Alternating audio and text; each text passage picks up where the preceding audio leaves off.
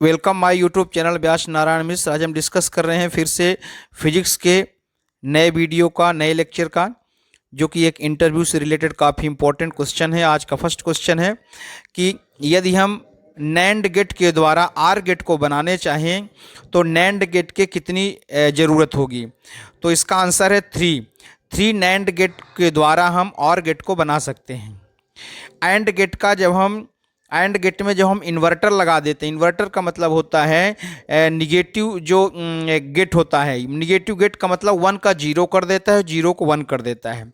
तो and gate को हम मल्टीप्लिकेशन से रिप्रेजेंट करते हैं और आर गेट को हम एडिशन प्लस से रिप्रेजेंट करते हैं। तो प्लस का जो कॉन्सेप्ट है तो आर गेट के लिए हो जाता है, जैसे आप देख सकते हैं आर गेट में जो है, तो जैसे हम देख सकते हैं कि 1 + 0, तो 1 + 0 इक्वल टू कितना हो जाएगा, 1 हो जाएगा। फिर 0 + 0, तो 0 + 0 में 0 हो जाएगा। फिर 1 + 1 में भी कितना हो जाएगा, 1 हो जाएगा। और 0 + 1 में भी जो है तो 1 हो जाएगा। ये है कॉन्सेप्ट आर गेट का। फिर नेक्स्ट क्वेश्चन है कि यदि ऑब्जेक्ट की स्पीड जो है लाइट की स्पीड के इक्वल हो जाए, c के इक्वल हो जाए, तो ऑब्जेक्ट जिस डायरेक्शन पे मूव करता है उसकी वेलोसिटी कितनी होगी, उसकी लेंथ कितनी होगी, वो ऑब्जेक्ट की लेंथ कितनी होगी। तो इसका आंसर है 0 होगी, क्योंकि यदि हम लेंथ को मान लेते हैं, ओरिजिनल लेंथ को यदि हम L0 ले लें, और यदि ओरिजिनल लेंथ को हम L0 ले लें, और ओरिजिनल लेंथ मतलब जिसमें कोई ऑब्जेक्ट रेस्ट पोजीशन पे होता है, जिस फ्रेम ऑफ रेफरेंस में ऑब्जेक्ट रेस्ट पोजीशन पे होता है उसको ओरिजिनल लेंथ बोलते हैं। तो L0 और एक दूसरे फ्रेम ऑफ रेफरेंस से हम ऑब्जेक्ट को मेजर करते हैं जिसकी लेंथ हो जाती है L, तो L इक्वल टू हो जाता है L0 √1 - v²/c²। अब v क्या है, ऑब्जेक्ट की वेलोसिटी। यहाँ पर यदि हम ऑब्जेक्ट की वेलोसिटी को c ले लें, तो अगर यहाँ c कर देंगे तो ये कैंसिल हो जाएगा, तो 1 आएगा, और 1 - 1 कितना हो जाएगा, 0।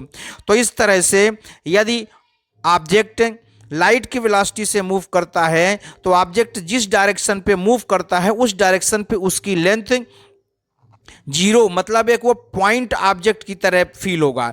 लेकिन जिस डायरेक्शन पे ऑब्जेक्ट मूव करता है, अगर उसके हम परपेंडिकुलर डायरेक्शन पे देखते हैं तो परपेंडिकुलर डायरेक्शन पे उसका जो लेंथ है, जो उसकी हाइट है, वो सेम रहेगी, क्योंकि ऑब्जेक्ट जिस डायरेक्शन पे मूव करता है उसी डायरेक्शन पे उसकी लेंथ चेंज होती है। उसके परपेंडिकुलर डायरेक्शन में, या ऐसा कह सकते हैं विड्थ में, उसके कोई चेंजेज नहीं आएगा।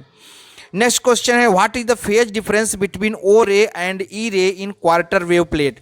ओ रे को हम बोलते हैं ऑर्डिनरी रे, जो कि स्नेल्स लॉ को फॉलो करता है।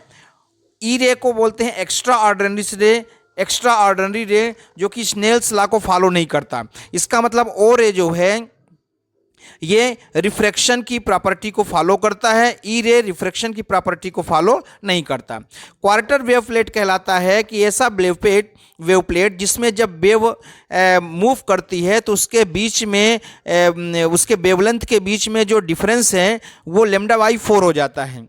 लेकिन हम यहाँ पर फेज डिफरेंस पूछा जा रहा है। ये जो ओ रे और ई रे होता है, अगर इसको हम निकाल प्रिज्म में देखते हैं तो जो ओ रे है वो टोटल इंटरनल रिफ्लेक्शन के थ्रू प्राप्त होता है, और जो ई रे है वो निकाल प्रिज्म में सीधे चला जाता है और निकाल प्रिज्म से ट्रांसमिट हो जाता है, क्योंकि ई रे जो है ये स्नेल्स लॉ को फॉलो नहीं करता। तो इस कंडीशन पे फेज डिफरेंस कितना होता है, π/2, मतलब 90 डिग्री। नेक्स्ट क्वेश्चन है, अगर कोई particle rotating frame of reference में रेस्ट पोजीशन पे रखा है तो कोरियोलिस फोर्स कितना होगा। तो कोरियोलिस फोर्स 0 होगा। कोरियोलिस फोर्स एक तरह का ये सेंट्रीफ्यूगल फोर्स होता है, ये एक छद्म फोर्स होता है जो एक्चुअल में लगता नहीं है। ये फ्रेम ऑफ रेफरेंस के एक्सिलरेटिंग बिहेवियर के कारण ये फील होता है। जैसे जब हम बस में बैठते हैं तो हम देखते हैं कि जब ड्राइवर ब्रेक लगा देता है तो हम आगे की ओर झुक जाते हैं और हम हिलते रहते हैं, तो वो जो फोर्स लगता है उसको हम सेंट्रीफ्यूगल फोर्स कहते हैं। अब वो सेंट्रीफ्यूगल फोर्स 2 प्रकार का होता है, एक कोरियोलिस फोर्स होता है और एक जो है फिक्टिशियस फोर्स होता है। तो कोरियोलिस फोर्स कितना होता है, जब हम रोटेटिंग फ्रेम ऑफ रेफरेंस में ऑब्जेक्ट को रखते हैं तो वो हो जाता है 0। What are properties of ideal operational amplifier. Operational amplifier जो है, एम्पलीफायर क्या है, ये सिग्नल को इंक्रीज कर देता है, चाहे वो इनपुट सिग्नल को इंक्रीज करता है, मतलब चाहे वो क्या बोलते हैं वोल्टेज सिग्नल हो, चाहे करंट सिग्नल हो, चाहे पावर सिग्नल हो, इन तीनों सिग्नल को जो एम्पलीफायर क्या करता है, ये इंक्रीज कर देता है। ठीक है, अब अगर वो आइडियल ऑपरेशनल एम्पलीफायर है तो उसकी प्रॉपर्टी क्या पॉसिबल है, तो उसका इनपुट इम्पीडेंस हाई होता है और लूप गेन कितना होता है, इनफाइनाइट होता है। ये ऑपरेशनल एम्पलीफायर दो तरह से हो सकता है, एक पॉजिटिव फीडबैक के द्वारा और एक निगेटिव फीडबैक के द्वारा। निगेटिव फीडबैक कहलाता है कि जब एम्पलीफायर से आउटपुट निकलता है तो यदि आउटपुट का फेज और इनपुट का फेज अपोजिट है तो आउटपुट के एक पार्ट को हम फिर से इनपुट के साथ ज्वाइन कर देते हैं। तो चूंकि आउटपुट का और इनपुट का फेज अपोजिट है और आउटपुट के एक पार्ट को इनपुट के साथ ज्वाइन करते हैं, इसलिए इसको निगेटिव फीडबैक बोला जाता है। यदि इनपुट और आउटपुट दोनों सेम फेज में हो, फिर आउटपुट के एक छोटे से पार्ट को यदि हम इनपुट के साथ ज्वाइन करते हैं तो ये पॉजिटिव फीडबैक कहलाता है। फिर है लैम्ब शिफ्ट क्या होता है, तो हम जानते हैं कि इलेक्ट्रॉन जो ऑर्बिटल मोशन करता है, ऑर्बिटल मोशन के कारण ही उसमें मैग्नेटिक फील्ड प्रोड्यूस होता है। एक चीज़ और इम्पोर्टेंट चीज़ बता दें कि जो डाई मैग्नेटिक की प्रॉपर्टी है ये सभी मटेरियल में पाया जाता है, सभी मटेरियल में, चाहे वो पैरामैग्नेटिक मटेरियल हो चाहे फेरोमैग्नेटिक मटेरियल हो, लेकिन फेरोमैग्नेटिक मटेरियल में एक स्पेशल प्रॉपर्टी भी पाई जाती है जो डोमेन की नेचर का होता है, इसलिए वहाँ पर डाई मैग्नेटिक की प्रॉपर्टी कम दिखती है, फेरोमैग्नेटिक की प्रॉपर्टी ज़्यादा दिखती है। इसी तरह से पैरामैग्नेटिक में भी, पैरामैग्नेटिक उन एलिमेंट में पाया जाता है जिसके लास्ट ऑर्बिट में जो है तो ऑड इलेक्ट्रॉन होते हैं, डाई मैग्नेटिक में इवन इलेक्ट्रॉन होते हैं। तो डाई मैग्नेटिक सभी क्या बोलते हैं बॉडी की सभी भी मैग्नेटिक मटेरियल की प्रॉपर्टी है।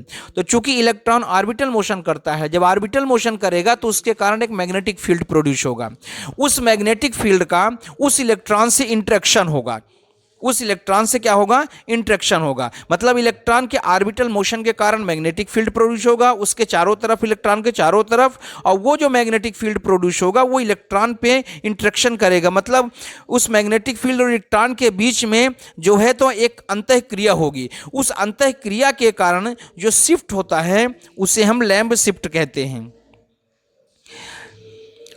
फिर है क्या Schrodinger time dependent equation relativistically invariant होता है, तो बिल्कुल नहीं होता। श्रोडिंगर टाइम डिपेंडेंट जो इक्वेशन है ये वेव फंक्शन के लिए हम इलेक्ट्रॉन का या किसी भी पार्टिकल का हम बिहेवियर देखते हैं। जब पार्टिकल मूव करता है तो उसके साथ पार्टिकल नेचर और वेव नेचर दोनों होता है, उसके वेव नेचर की स्टडी करते हैं हम श्रोडिंगर इक्वेशन में।